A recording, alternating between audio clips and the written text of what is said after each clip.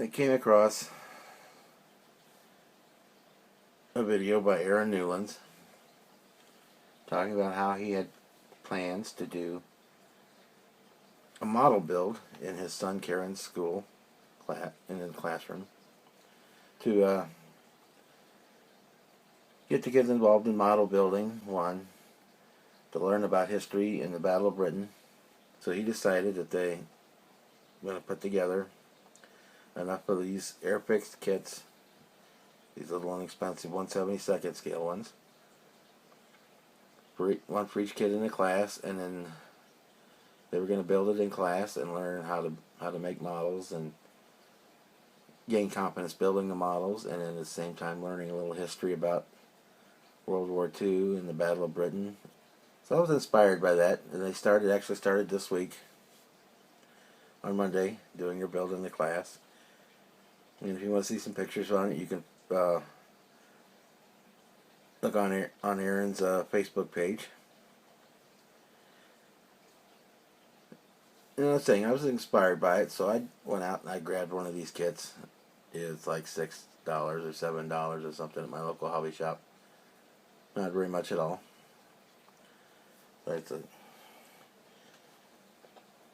this is a new tooling kit. It's kind of nice. I've done a review and kind of an announcement for this before. There's the back of the box there. It's from paint scheme is from the number 610 Squadron, number 13 Group, RAF Biggin Hill in July 1940, which would have been right in the heart of the Battle of Britain. So I said I was inspired to go get one of these kits, and the class started to build on Monday, so I started to build on Monday. And I think they're working on it for about 45 minutes to an hour a day. I actually spent a little more time than that, but not much, on the kit to keep pace with the kids and see how it turned out. With a little more model building experience than the kids, but hey, you gotta shoot for something. So anyway, if you follow it on the Google Plus pages, I put a lot of work in progress pictures up, kind of a summary from each day. And this would be day 4, and I have the model finished. And also we're going to do a final look, take a final look at it right now. So like I said, I'm calling this model Scramble because we have the pilot in, canopy closed, and I installed the landing gear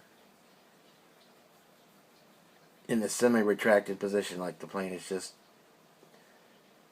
they're just taking off, they're getting ready to go protect the skies of England from the incoming German aircraft or bombers or whoever, fighters, whoever was there that day that they were going after. So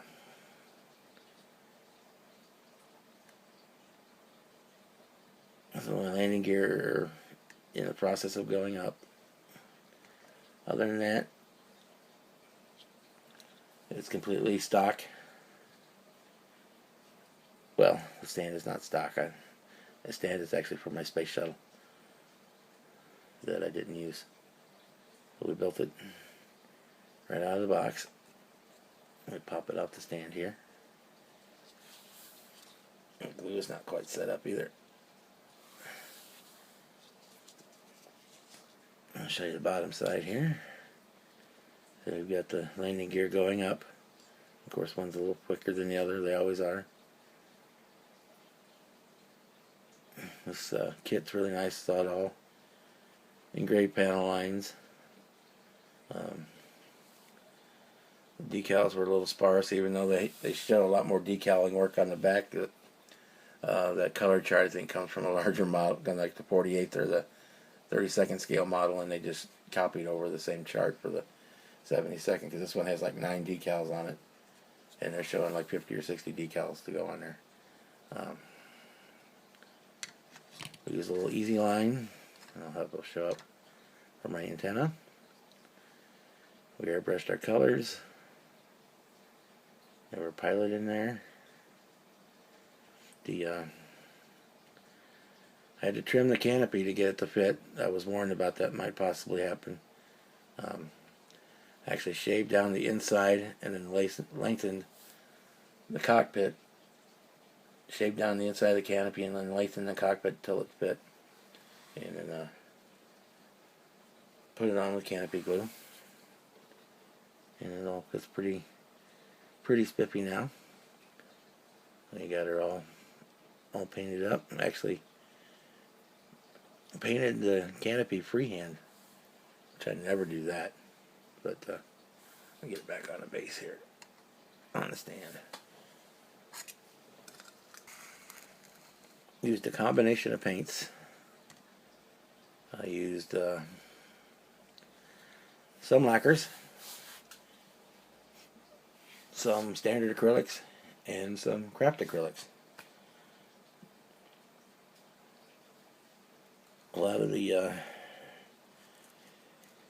fine painting was all done with lacquers or enamels, whereas your basic colors, the gray on the bottom, the brown and the green. The green is actually a craft acrylic, and I mixed the color myself. And the brown is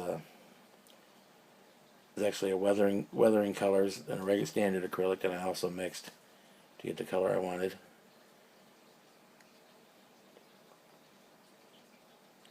But yeah, it's just a stock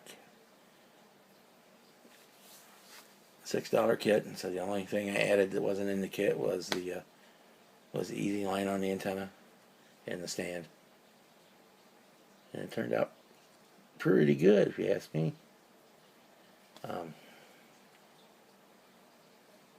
So that's it. I know Aaron's having a good time with the kids at school, and I know the kids are having a good time, and that's the important thing.